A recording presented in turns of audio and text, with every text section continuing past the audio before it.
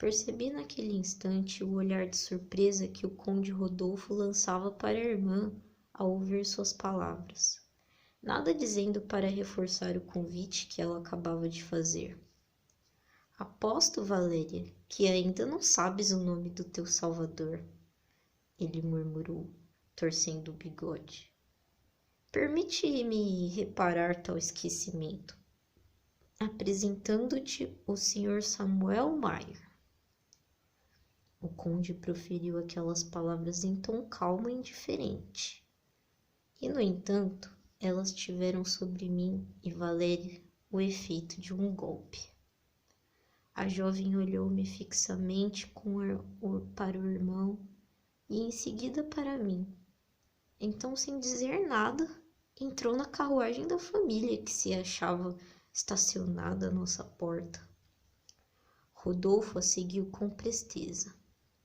E após levar a mão à borda do chapéu, chicoteou os cavalos, colocando o veículo em movimentação. Quando entrei em casa, tinha um coração pesado. Compreendera a vaga insinuação do conde e pressentira seu resultado. Minha razão e meu orgulho me recomendavam que esquecesse o incidente. Mas pobre de mim, a fatalidade que me havia atingido. A lembrança de Valéria roubava-me o sossego dia e noite.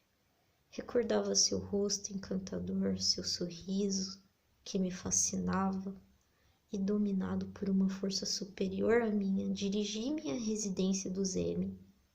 E lá fui informado de que os senhores se encontravam na cidade e de que a condessa estava indisposta, impossibilitada de receber a quem quer que fosse, o que não a impediu, contudo, de sair para um passeio de carruagem naquela mesma noite. O repúdio era evidente. Mas ainda assim arrisquei uma segunda visita, novamente em vão, e só me restava sofrer em silêncio aquela afronta tão qual merecida, por um serviço prestado, tão pouco merecida. Que posso dizer-te, pai? A despeito da revolta que me consumia, encontrava-me de tal modo entregue à minha própria fraqueza que continuei a buscar cada oportunidade de ver Valéria, em segredo. E eu a vi diversas vezes em passeios habituais, outras no teatro, e Rodolfo vinha ocasionalmente à nossa casa com a naturalidade de sempre, mas sem uma única palavra sobre a irmã. Ontem à noite, inesperadamente, encontrei Valéria em casa de Barão de Kirchberg. Ao ver-me, ela enrubesceu e evitou o meu olhar, mas decidi que não perderia aquela oportunidade de falar-lhe, e aproveitando um momento em que ela se encontrava só na estufa, aproximei-me. Perdoe-me importuná-la, condessa, eu disse, inclinando-me, mas eu gostaria de saber a razão da mudança de vosso proceder comigo. Após me ter tratado com tanta benevolência, a ponto de me convidar a visitar-vos, por que jamais me recebestes? Ela empalideceu e, medindo-me com um olhar de orgulhoso desdém: pedes uma explicação, senhor? Que seria melhor evitar. Ela revidou num tom frio e ríspido, de que eu julgara incapaz aqueles lábios de rubi. Sou-vos grata pelo serviço prestado e é por isso que vos perdoo pela liberdade de tom e pela familiaridade que usastes comigo, a ponto de me fazer acreditar que fosses dos nobres nossos vizinhos. Quando soube da verdade, Tive que proceder como me cabia. Somos muito seletivos em nosso círculo, Sr. Mayer. E devo respeitar a suscetibilidade daqueles que frequentam os salões de meu pai. Não lhes posso impor que convivam com pessoas das quais se separa um preconceito de raça. Aquelas palavras deixaram claro que eu era um pária aos olhos daquela donzela, a quem adorava, e assim como aos olhos daqueles que pertenciam à sua orgulhosa casta, senti como se o sangue me gelasse nas veias. A minha vista tornou-se turva. Sem dúvida ela percebeu o que se passava em meu íntimo, pois mudou subitamente de tom e pousou a mão delicada em meu braço. Estais tão pálido, Sr. Mayer, ela murmurou ansiosa. Porventura vos sentes mal? Recuei como picado por uma víbora. Admira-me, condessa, que não nos vos causes ojeriza tocar um homem tão inferior a vós com vossas aristocráticas mãos. Permite apenas que eu vos apresente meus sentimentos e minhas desculpas por vos ter tirado de sob as patas de seu cavalo, sem me dar conta de que homens de minha raça afrontam os privilégios a quem prestam serviço. Jamais esquecerei essa lição. Só mais uma pergunta e vos deixarei em paz, livre de minha inconveniente presença. Acrescentei ao ver que ela me dava as costas furiosa.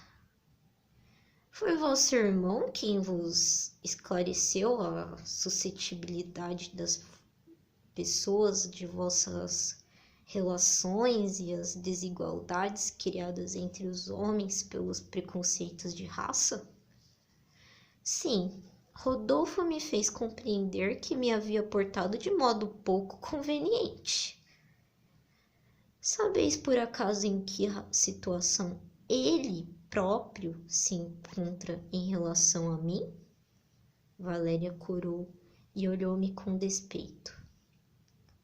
Meu irmão me disse que vos conheci e que comparece ocasionalmente em vossa residência, devido a negócios que mantém com vosso estabelecimento bancário.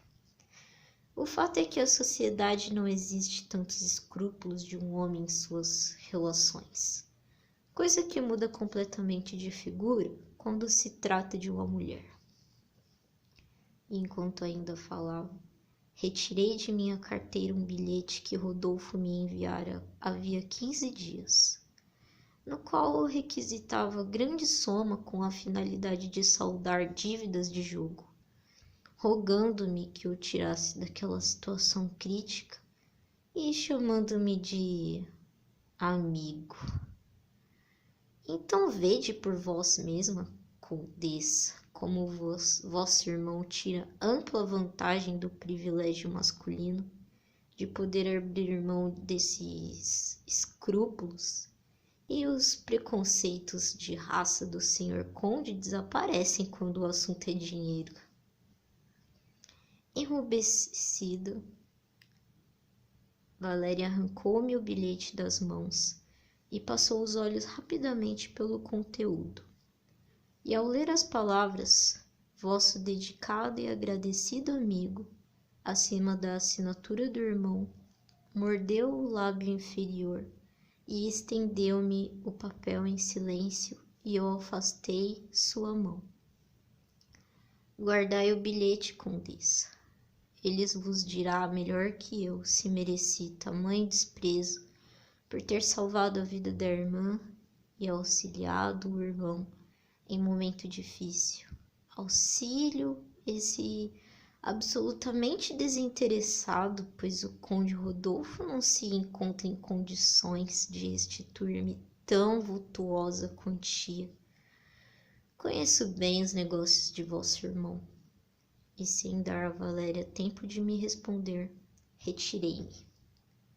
Segui então para nossa casa de campo, pois necessitava de ar e de exercício para me refazer. Samuel calou-se como se estivesse esgotado e afastou os negros anéis de cabelo que lhe colavam à fronte.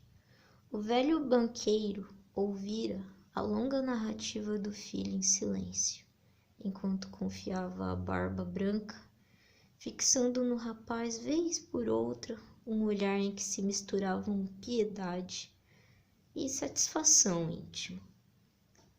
Pois então, dize o que queres fazer agora. Destruir aqueles canalhas, suponho? Perguntou Abraão após um silêncio. Sim, pai, mas não da maneira como imaginas. Por ora, desejaria ter em mãos todas as dívidas e letras de câmbio assinadas pelos 2 condes de M. Está disposto a ajudar-me nisso? Por que eu não haveria de concordar com um desejo tão justo? Não és meu único herdeiro? Mandarei agora mesmo chamar Levi, e encaminharemos esse assunto segundo tua vontade. E passado 10 minutos, um homem idoso, de tipo marcadamente semítico, entrou no gabinete do rico banqueiro e era Josué Levi, seu homem de confiança e braço direito. Meu caro Levi, disse Abraão, respondendo-me com um leve aceno de cabeça à saudação humilde e profunda do subordinado. Desejo ter em minhas mãos todas as dívidas e letras de câmbio assinadas pelos condes de M, pai e filho. Converse com os homens de negócio da cidade que possam estar em poder de tais títulos. Tem 6 semanas para concluir essa operação, e não te deixarei de recompensar o zelo. Gostaria de lembrar-vos, Sr. Mayer, que esses documentos têm valor muito duvidoso, observou Levi. E os 2 condes são jogadores inveterados e gastam além de seus rendimentos, e as propriedades da família estão hipotecadas. E acredito que eles não terão meios de quitar os débitos. Isso não altera minha decisão, disse o velho. Localize esses papéis, ainda que tenhamos prejuízo, e assim que estiverem em sua posse, entrego-os a Samuel. E tu, meu filho, trata de repousar, que não estás em condições de trabalhar. Por ora, eu o farei por nós 2. Vai, que preciso falar de negócios com Levi. E cerca de 3 semanas após os diálogos que acabamos de narrar, encontramos a jovem Valéria e sua amiga, melhor amiga, a condessa Antonieta Deberstein, reunidas na residência do Zen, num aposento encantador, todo revestido de seda azul e decorado com uma profusão das mais raras flores. O contraste entre as duas era total. A pequena e frágil Valéria, cuja pele alva, cabelos louros e gestos graciosos lhe valiam um carinhoso apelido de fada. Parecia uma criança ao lado da alta e majestosa Antonieta, com suas tranças negras, olhos brilhantes e ar determinado. Amigas desde a infância e educadas no mesmo internato, as 2 moças amavam-se sinceramente e costumavam passar semanas juntas, uma vez que Antonieta era considerada e tratada como sendo da família na residência do Zen. Distraída e pensativa, Antonieta folheava uma revista ilustrada, lançando de vez em quando um olhar inquiridor para a amiga, que, recostada contra as almofadas de um pequeno divã, parecia sonhar. O olhar distante, perdido no vazio. e, embora já fosse quase meio-dia, trajava ainda um penhoar branco e suas mãos pequenas brincavam com as extremidades da faixa que lhe cingia a cintura. E já sem poder se conter, Antonieta pôs-se de lado e a revista e levantou-se. Não, isso não pode continuar assim. O que se passa contigo, Valéria? Essa timidez, essa tristeza, essas meditações sem fim, isso tem que ter um motivo. Vamos, abre teu coração, afinal de contas juramos nunca ter segredos uma com a outra. E Valéria endireitou-se no divã. Como és atrevida, ela disse, tomando a mão da amiga para que ela se sentasse ao seu lado. Tens razão. De ti nada posso ocultar. Mas antes que eu te fale, jura guardar segredo de tudo quanto eu te confidenciar, pois aos meus pesares se misturam alguns problemas de Rodolfo. E o rosto de Antonieta enrubesceu. A menção do nome do jovem conde, fato que Valéria nem percebeu, mergulhada que estava em seus próprios pensamentos, continuando a falar. Sim, vou contar-te tudo. Começarei pelo acidente de que fui vítima no final de setembro, 3 semanas antes de teu regresso. Ah, tua queda do cavalo. Teu irmão me contou sobre esse acidente. Disse que não foi nada grave, nada que te afetasse a saúde. Tu te enganas. Eu poderia ter morrido, mas não sabes a quem eu devo o final feliz da minha perigosa aventura.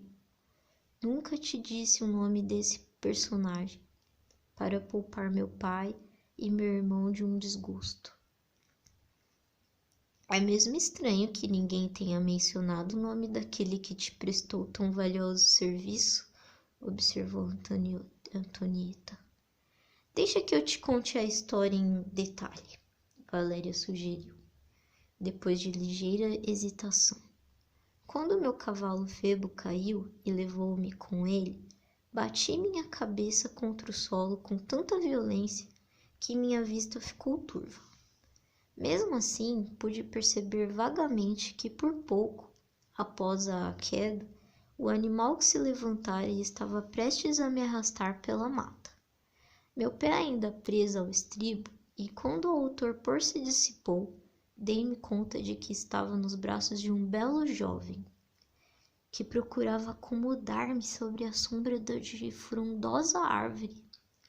E depois disso nada mais pude ver, pois desfaleci, e quando recobrei os sentidos, encontrava-me já deitada sobre um divã, tendo à minha direita o mesmo jovem que se mantinha ajoelhado e me dava essências para aspirar, e do lado oposto vi a figura de uma criada, de aspecto respeitável, e a prestar-lhe assistência.